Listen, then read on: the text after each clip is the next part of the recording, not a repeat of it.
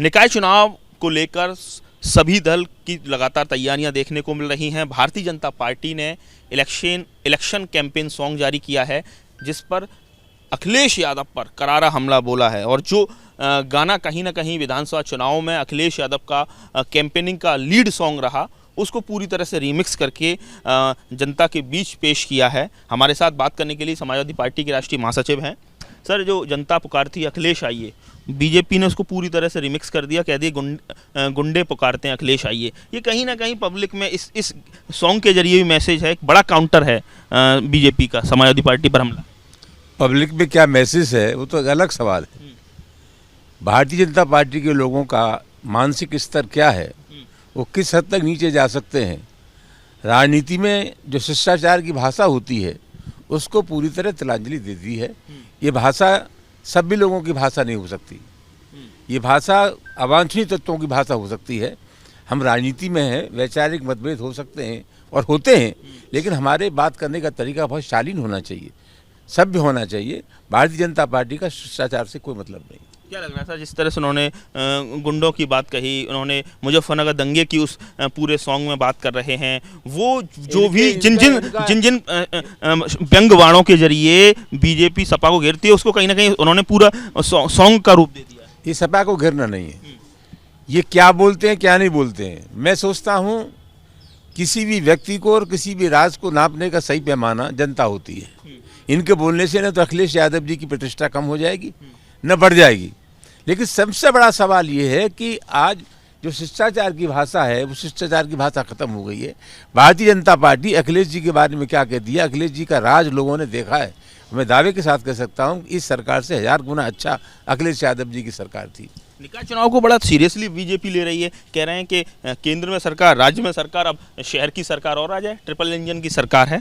और खुद मुख्यमंत्री अब हर जगह खुद दौरा करेंगे, जब तक 4 तारीख तक फर्स्ट फेज में, उसके बाद 11 तारीख तक। तो वहीं दूसरी तरफ समाजवादी पार्टी के मुखिया क्या इस इलेक्शन कैंपेन में आगे बढ़ेंगे, खुद जनसभा करेंगे या केवल प्रत्याशियों के भरोसे? नहीं, मैं नहीं जानता वो क्या करेंगे, लेकिन एक बात जरूर जानता हूँ कि अगर कोई चुनाव है तो पूरी पार्टी को उस चुनाव को गंभीरता के साथ लेना चाहिए।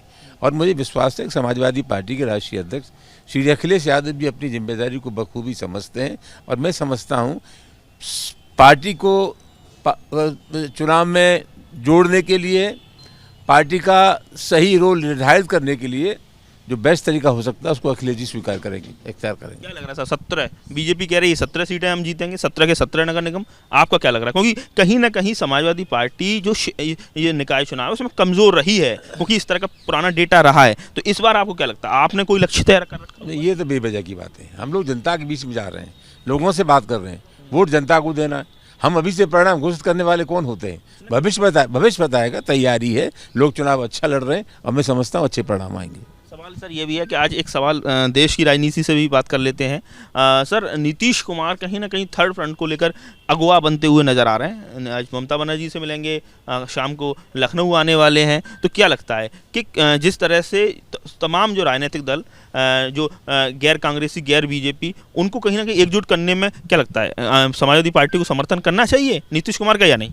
नहीं, समाजवादी पार्टी की अभी हाल कलकत्ता में राष्ट्रीय कार्य समिति की बैठक हुई थी और सर्वसम्मति से प्रस्ताव पास करके समाजवादी पार्टी ने अपने राष्ट्रीय अध्यक्ष श्री अखिलेश यादव जी को अधिकृत कर दिया था कि वो जो सेकुलर लोग हैं, धर्मनिरपेक्ष लोग हैं, उनसे बात करें। और अखिलेश जी यादव जी को पूरी आज़ादी है लोगों से बात करने। सर, सवाल इस बात के लिए है क्योंकि सर आपने वो दौर देखा है जब कांग्रेस का दौर था, चंद्रशेखर लोहिया का दौर था, उस दौर से आप सोशलिस्ट विचारधारा को के वाहक आप बने हुए हैं। तो आपको क्या लगता है, आपने सरकारें बनती बिगड़ती देखी हैं, आपने वो दौर देखा, दशकों तक आप कहीं ना कहीं आप राजनीति के हिस्सा रहे, एक्टिव पॉलिटिक्स के, इस समय वर्तमान में भी बड़ी जिम्मेदारी पर है। तो आपको क्या लगता है, होना चाहिए थर्ड फ्रंट को लेकर, कोई भी अगर किसी भी दूसरे दल का नेता अगर लीड करे तो क्या जाना चाहिए या नहीं? देखिए, देश में सांप्रदायिक शक्तियों के खिलाफ ये तो निरंकुश शासन है, इसके खिलाफ जो साफ दिमाग के लोग हैं, जो धर्मनिरपेक्ष लोग हैं, उनको मिलकर के चर्चा करनी चाहिए। ये बहुत बड़ी चुनौती है देश में, पूरे देश को विखंडित करने का, पूरे देश को के रिश्तों को नष्ट करने का व्यवस्थित प्रयास हो रहा है और एक तरह से अघोषित आपातकाल हमारे देश में है।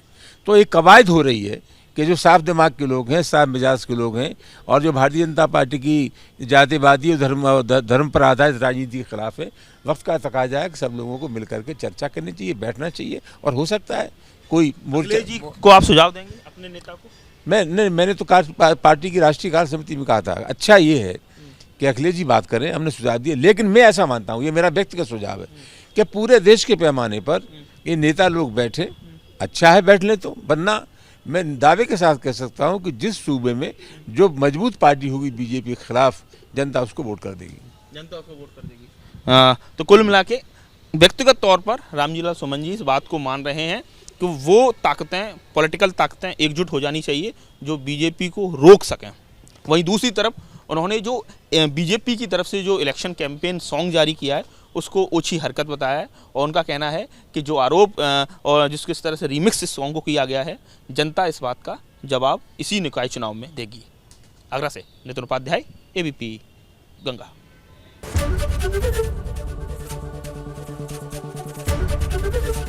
एबीपी गंगा, खबर आपकी, जुबान आपकी।